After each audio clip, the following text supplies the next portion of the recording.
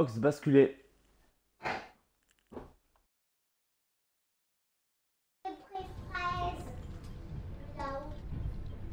Salut à tous, je vous retrouve donc pour un nouveau Twitch sur Assassin's Creed Syndicate. Voilà, comme promis et comme je l'avais dit sur mon précédent tweet qui a quand même duré 2 heures, dans lequel j'ai vraiment pris mon temps, voilà, comme à l'accoutumée, j'ai envie de dire. J'avais envie de vous faire découvrir le début de l'expérience avec moi. Et j'avais aussi promis que je ferais d'autres Twitch, en l'occurrence, voilà, comme celui-ci. Donc là, par contre, par rapport à celui d'hier, je vais faire des Twitch. Je vais du moins essayer de faire des Twitch assez courts, en essayant de résumer un petit peu les petites nouveautés apportées pour ce nouvel opus d'Ubisoft. En essayant de parler des protagonistes, de l'histoire de manière générale, etc., etc. Donc ça se passe pendant la révolution industrielle, pendant l'époque victorienne, à Londres. D'un point de vue des designs et tout, c'est vraiment le style punk quoi qui ressort, sombre, avec des ruelles un peu sales à certains endroits. On se rend compte qu'il y a des quartiers pauvres de Londres, notamment dû à l'industrie et à l'évolution de nouveaux engins comme la locomotive. Comme aussi l'apparition des publicités, des panneaux publicitaires, voilà, etc., etc. On peut aussi s'apercevoir que à cette époque-là, les pauvres trinquaient pas mal, notamment les enfants qui étaient esclavagistes, qui travaillaient pour les industries, qui étaient pas payés, qui étaient voilà, qui étaient mal entretenus, euh, à qui on faisait du mal, quoi. Les gens de cette époque-là n'avaient pas trop de scrupules. Le côté graphique du jeu, c'est le même moteur graphique on pouvait retrouver sur Unity. Avec de beaux jeux d'ombre et de lumière, avec de beaux reliefs. Donc la vue est vraiment pas mal, les graphismes sont vraiment pas mal. Voilà, là, sans plus attendre, je vais vous montrer un petit peu la vue vite fait du Londres de cette époque-là. Donc les arbres, là on a l'impression d'être à la saison de l'automne. Donc les arbres avec des feuilles de différentes couleurs, qui donnent un côté assez beau au paysage. Voilà. Vous pouvez voir les nuages qui bougent aussi. C'est vraiment vivant en fait. C'est vraiment un monde vivant, un monde super bien foutu et compagnie. Petite caractéristique aussi concernant la carte, que je vais vous montrer maintenant.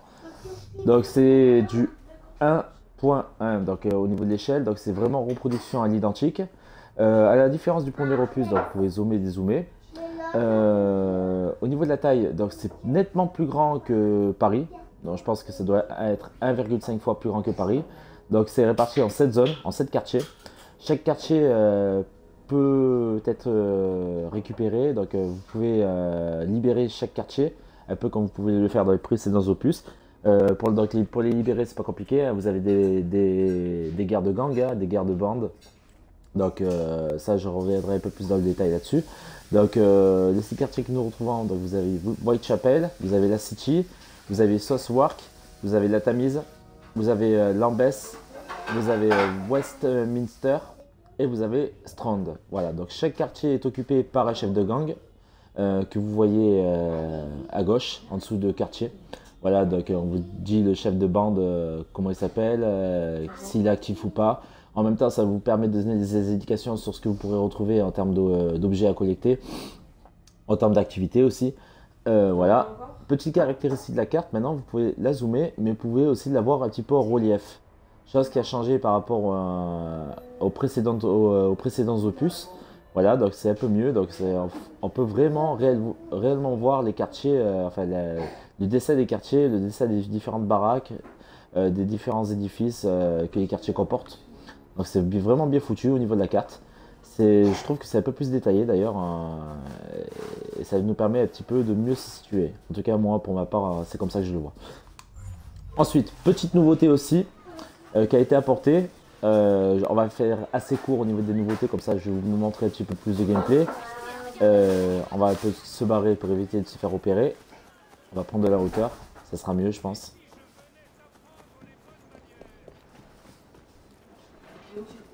Voilà. Après je vous parlerai du gameplay en lui-même. Je ferai un petit résumé aussi du gameplay. Voilà. Donc on a pris de la hauteur. Alors, ça nous permet d'admirer la vue aussi. Voilà, donc de vous revoir un petit peu la vue. Donc les caractéristiques graphiques, le moteur de graphique, les jets d'ombre et de lumière. Voilà. Donc petite nouveauté aussi qui a été apportée et qui est nouveau, c'est la première fois qu'on retrouve ça dans Assassin's Creed, c'est qu'il y a la possibilité de switcher entre deux personnages. Donc là vous avez Evie. Donc les deux personnages, les deux protagonistes principaux sont Evie et Jacob Frye. Donc deux assassins frères et sœurs jumeaux qui ont chacun des caractéristiques bien propres à eux-mêmes. Donc pour résumer vite fait, Jacob c'est un peu téméraire, un petit peu pas un voyou, mais quelqu'un qui a un gros caractère, un fort caractère et tout. C'est un petit peu un rêveur qui est pas très terre à terre et qui aime bien la bagarre. C'est un bagarreur en fait tout simplement. Et Evie c'est une fille qui est un peu plus terre à terre, qui va plus être classique en matière notamment de mission, qui va plus se centrer sur les missions principales et pas forcément sur la réunification ou sur l'unification ou sur la construction de gangs comme peut l'être son frère. Parce que son frère en fait est vraiment le protagoniste et le fer de lance de la création des gangs. Donc c'est lui vraiment qui vraiment veut récupérer les quartiers pour rallier tous les gens pauvres et les laisser pour compte à sa cause. Voilà, donc Evie concentre plus sur les missions principales. Voilà pour les deux protagonistes et voilà pour un petit peu leurs caractéristiques personnelles. Et maintenant, la petite nouveauté que je vais vous montrer, c'est celle-ci. Voilà, donc vous allez sur le menu principal et vous pouvez switcher entre les deux personnages tout simplement en cliquant sur le joystick de droite. Voilà, donc ça vous permet en cours de partie de directement changer de personnage. Voilà, comme vous pouvez le voir. Ça, c'est la petite nouveauté à apporter. C'est vraiment pas mal, c'est sympa et ça permet de jouer avec les deux personnages et voilà. En sachant que les deux personnages se partagent tout, hein. Ils se partagent les compétences, les points de compétences, se partagent l'argent, les récompenses et tout. Donc il n'y aura pas besoin de tergiverser en se disant ouais mais je vais jouer plus avec un tel qu'un tel. Que vous jouez avec l'un ou l'autre, c'est pareil, vous pourrez récupérer l'argent, c'est pour les deux. Voilà, donc après le seul truc qu'il y a qui va un petit peu être qui va un petit peu les différencier, c'est tout simplement et tout bonnement les équipements. Donc l'argent que vous allez récolter, qui est l'argent que vous récoltez avec l'un ou l'autre qui appartient aux deux, va être dépensé soit pour Evie, soit pour Jacob. Donc soit vous achèterez l'équipement pour Evie, soit vous achèterez l'équipement pour Jacob. Voilà, mais après, je parle pas forcément au niveau des armes, hein, parce que les armes, ils les auront, tous les deux ils les auront. Je parle surtout pour au niveau des tenues. Voilà, c'est surtout vraiment pour ça que je veux parler. Autre aussi petite caractéristique, les points de compétences. Donc les points de compétences, vous gagnez des points de compétences pour tous les deux. Et quoi qu'il arrive, si vous gagnez 5 points ou 2 points ou 3 points de compétences, l'un et l'autre auront le même nombre de points de compétences. Ça c'est sympa, ça évite de se prendre la tête et ce qui permet de simplifier le jeu.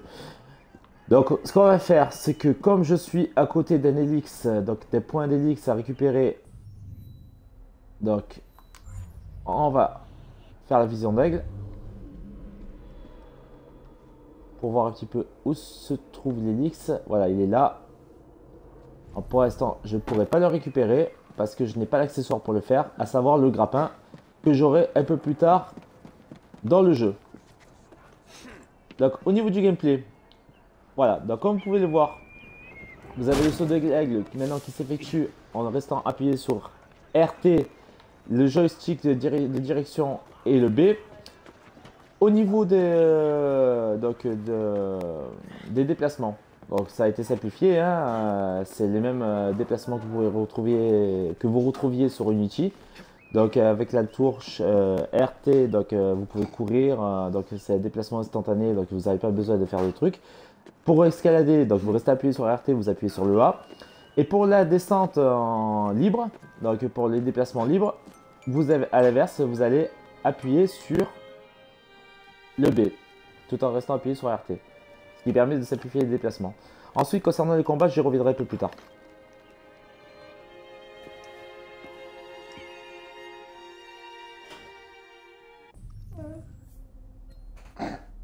Voilà, donc vous avez des objets à récolter et chaque objet vous donnera accès à des cryptes. Donc là, par exemple, là, j'ai récupéré un objet, j'ai examiné un objet qui m'a donné accès à un point, donc pour aller, enfin, un point sur la carte où il faudra que j'aille pour collecter l'objet en question. C'est un objet rare, hein. Donc au niveau des points de synchronisation, c'est toujours pareil, hein.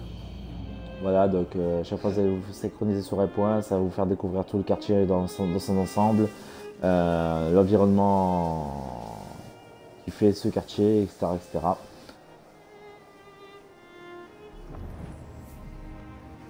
Donc nous allons faire le saut de la foi. Voilà. Nouvelle petite nouveauté aussi à apporter.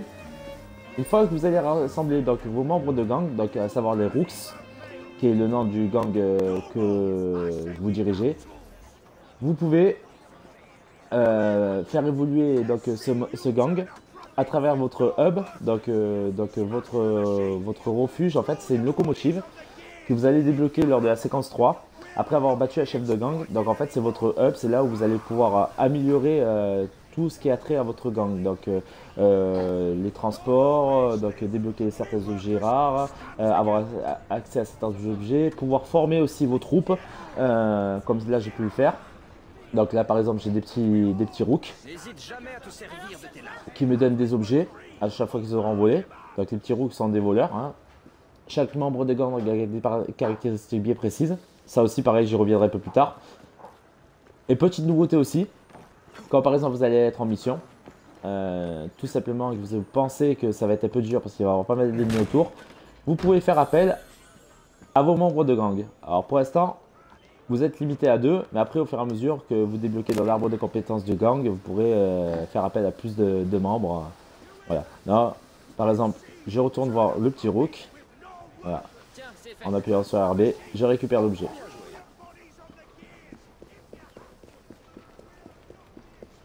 Vous avez aussi un autre truc aussi qui est revenu, donc à savoir la calèche.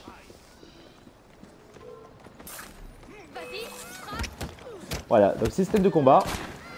Comme vous pouvez le voir, c'est vraiment, mais vraiment, vraiment beaucoup plus réactif au niveau du combat. Donc les scènes de combat se déroulent avec 3 boutons, enfin se font avec 3 boutons. Donc le X pour attaquer, pour enchaîner des combos tout simplement. Le A pour briser la garde et le B pour esquiver tout en mettant un coup afin de déstabiliser l'adversaire. Donc c'est bien de temps en temps d'enchaîner le brise-garde plus les attaques combo ou l'esquive plus les attaques combo en sachant que vous avez des attaques instinctives dès que vous avez un genre d'alerte au-dessus de la barre de l'ennemi. Qui vous prévient, donc vous pouvez appuyer sur le Y afin d'utiliser votre pistolet pour, au cas où si l'ennemi veut vous attaquer par derrière pour faire une attaque instinctive entre guillemets. Voilà, donc ça c'est pour le gameplay. Après bon, c'est toujours pareil, double assassinat, etc., etc. Voilà, donc là par exemple, voilà, on va l'assassiner pour pas qu'elle prévienne qui que ce soit.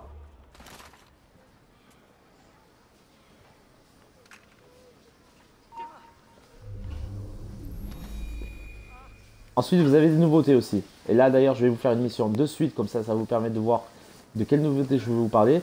Vous pouvez escorter des cibles, donc en les menaçant. Ça, c'est vraiment nouveau. Donc, un peu à la manière des Gears of War. Donc, vous prenez votre cible comme otage, entre guillemets.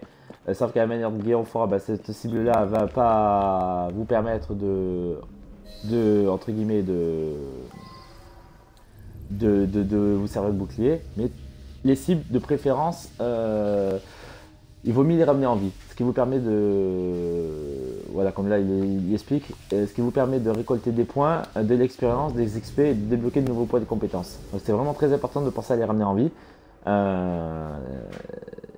C'est vraiment très important parce que voilà, ça vous permettra de mieux évoluer dans le jeu, de mieux évoluer vos compétences personnelles, en sachant que vous avez un arbre de compétences que je vous montrerai tout à l'heure aussi, qui est très intéressant.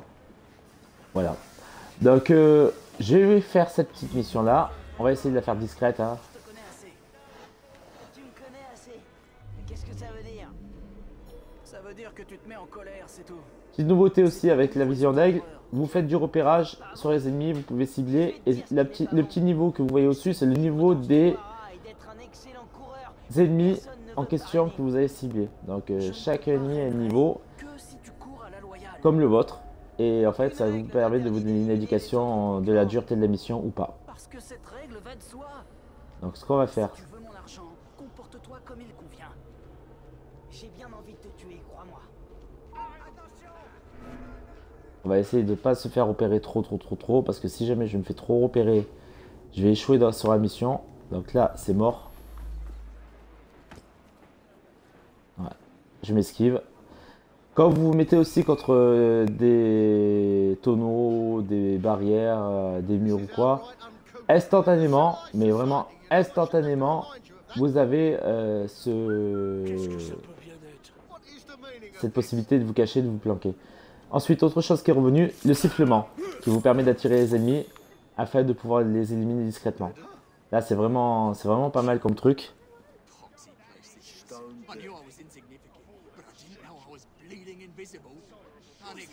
Donc là, petit problème, c'est que là, il est en plein milieu de la ruelle. Donc, je vais prendre de la hauteur. Je vais essayer de le cueillir à un endroit bien précis où je ne me ferai pas trop repérer.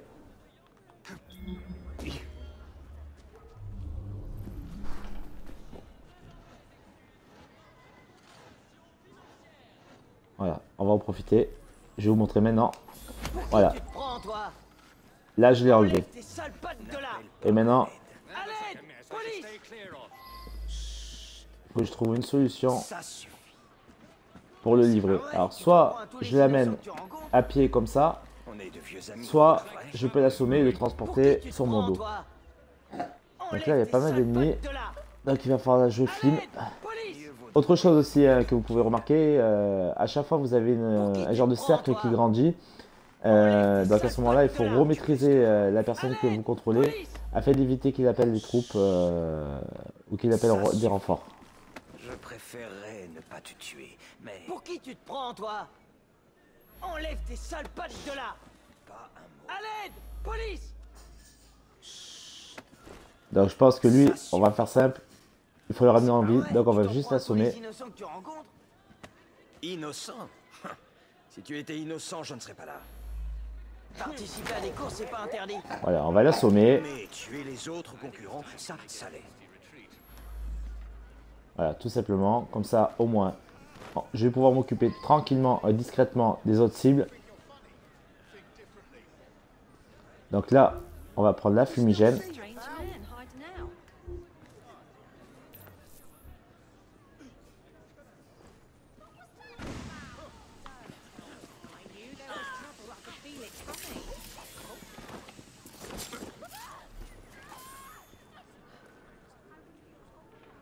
Voilà, ça c'est fait. L'autre maintenant, on va l'assassiner comme si de rien n'était. Voilà, ça c'est fait. Au passage, je récupère le petit coffre. Et maintenant, je vais aller récupérer ma cible que j'ai assommée afin de pouvoir la ramener au point en question, afin de pouvoir clôturer l'activité et entre guillemets la mission. Voilà, donc là vous voyez que le point est à 244 mètres, donc il faut que je ramène ma cible à 244 mètres. Ce qui n'est pas forcément évident. C'est pour ça que j'ai éliminé tous les ennemis aux alentours, en sachant que je vais sûrement en avoir d'autres à éliminer pour éviter de me faire repérer. Comme là-bas. Donc, on va déposer le corps ici.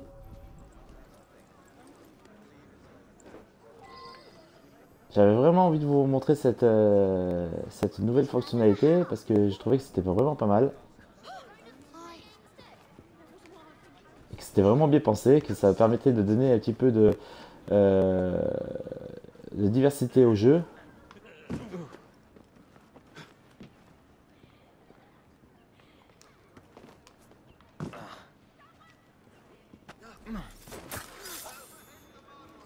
Voilà, lui c'est fait.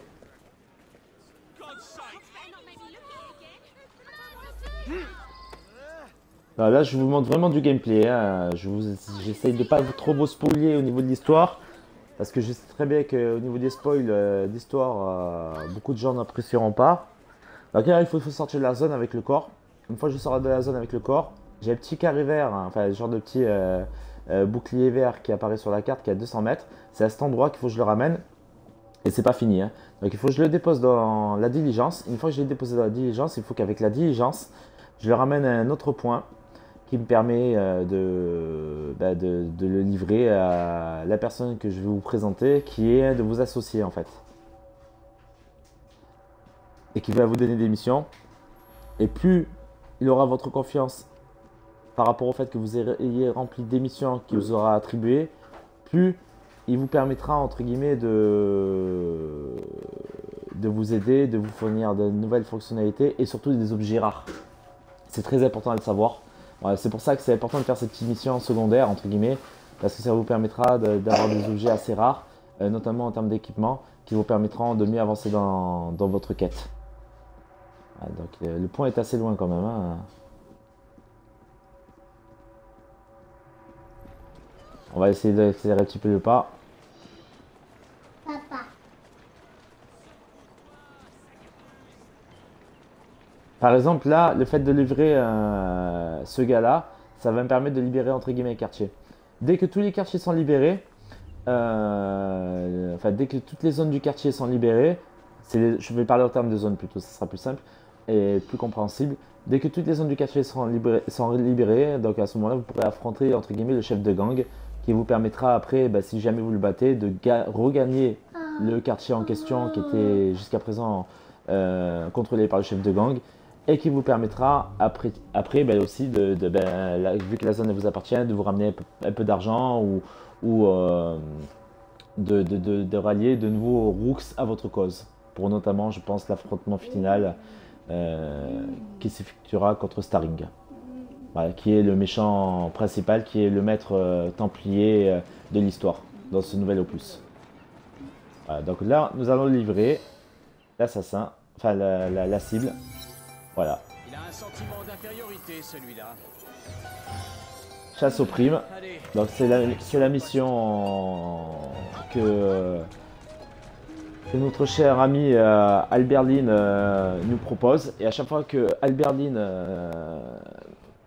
nous remplirons des missions d'Alberline, vous voyez là en dessous de la jauge de loyauté, vous débloquerez des nouveaux items, donc de nouveaux trucs de compétences ou là en l'occurrence donc des nouveaux objets. Donc là en l'occurrence une arme au niveau 1, niveau 2 vous allez avoir un vêtement, au niveau 3 vous allez avoir encore une arme, etc., etc. Et plus vous allez avancer en niveau et plus la compétence de l'objet sera de grande qualité.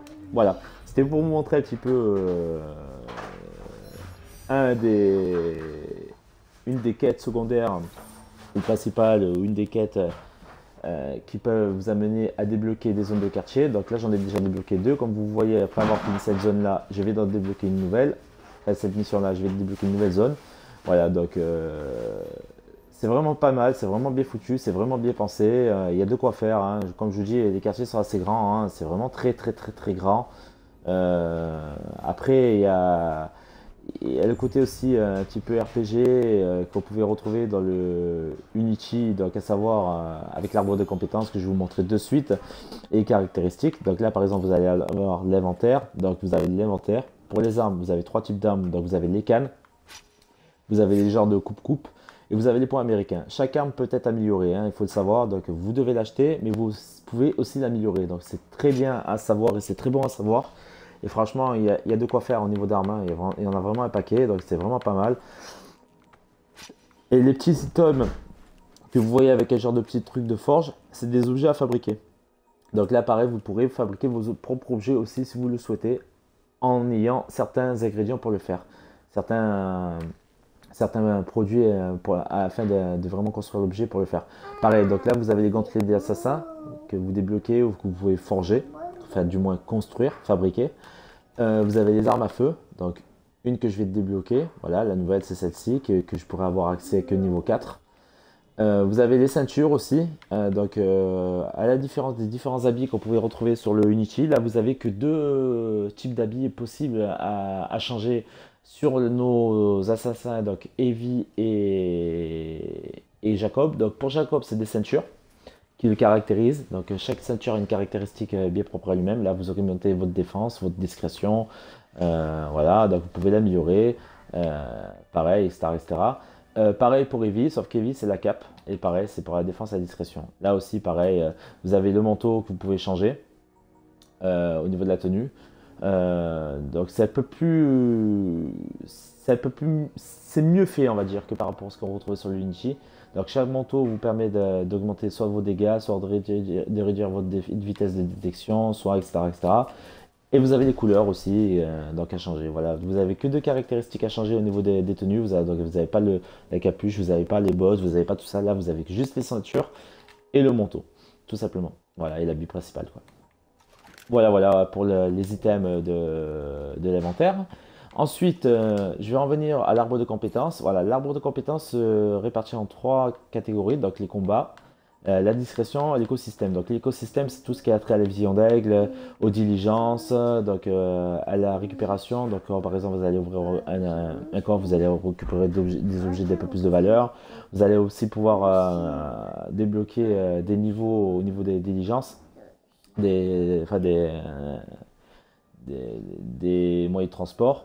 Vous avez aussi la possibilité, donc voilà, de l'écosystème, le commandement. Donc c'est là où vous allez débloquer vos trucs de commandement.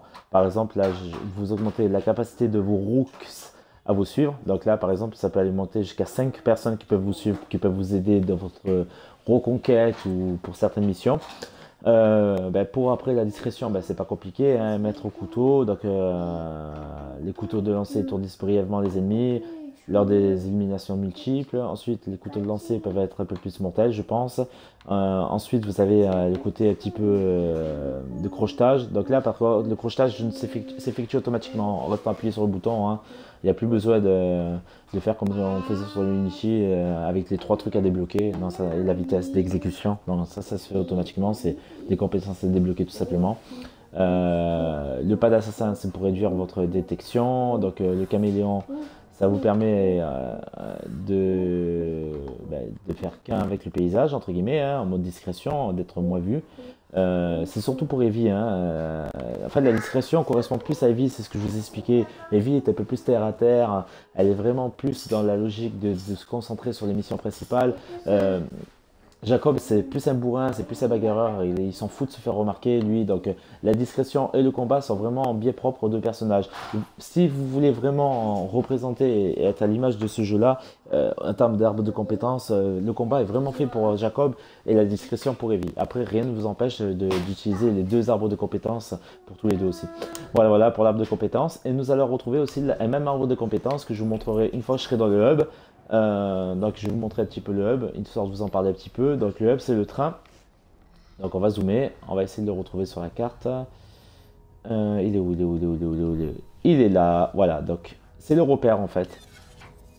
Donc c'est le repère, mais un repère sous rail. Ce qui change des repères habituels qu'on a pu voir sur les opus, et ce qui est vraiment bien foutu aussi, bien pensé et pas mal. J'ai oublié de vous parler de la discrétion aussi. La jauge de discrétion maintenant se situe via un cercle tout autour de notre personnage. Donc c'est pas compliqué. Jaune, blanc, jaune, qui commence à vraiment remplir tout le cercle. Et après rouge jusqu'à détection en définitive de vous. Voilà, donc comme vous pouvez le voir, donc, nous sommes dans notre hub. Tout simplement. Hein.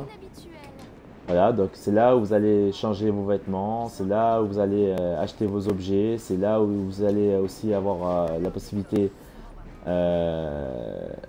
Donc là on accède à notre équipement, donc ça on peut le faire via le menu en appuyant sur Start, hein, ça se fait rien de nouveau.